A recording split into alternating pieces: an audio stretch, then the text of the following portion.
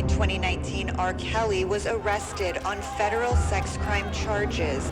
More than 100 alleged victims over 30 years. This is the powerful, groundbreaking docuseries going inside the chilling story of the brave women who came forward. I'm ready to just tell my truth. To help bring down pop icon, I believe I can fly.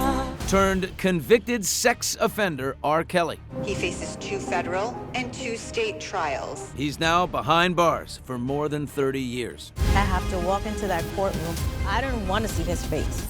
Now the former R&B superstar who sold more than 100 million hit-packed records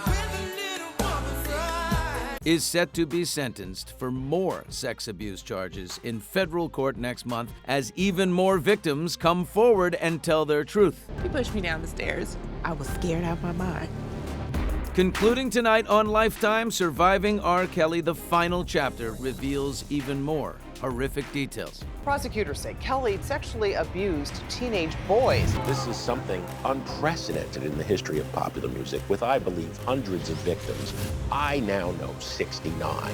Reporter Jim DeRogatis, who wrote the book Soulless, The Case Against R. Kelly, has been working to uncover Kelly's crimes for decades. You first started reporting on R. Kelly and the abuse, 22 years ago now? Yeah, the first story was December 21, 2000. There was no more wealthy or powerful man in R&B for about 2.5 decades, and no one wanted to derail the gravy train. Why do you think that the court system specifically failed these young Black girls?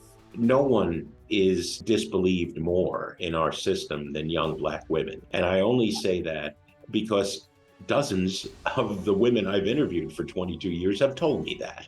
What was the most shocking thing that you had heard of from some of these victims who actually did have the bravery, by the way, to come forward?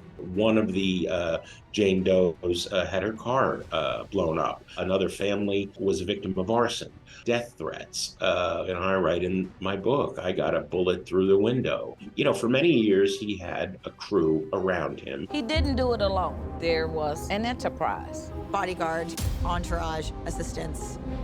They were sick just like him. No one wanted to stop that money flowing. And so people did a lot of horrible things.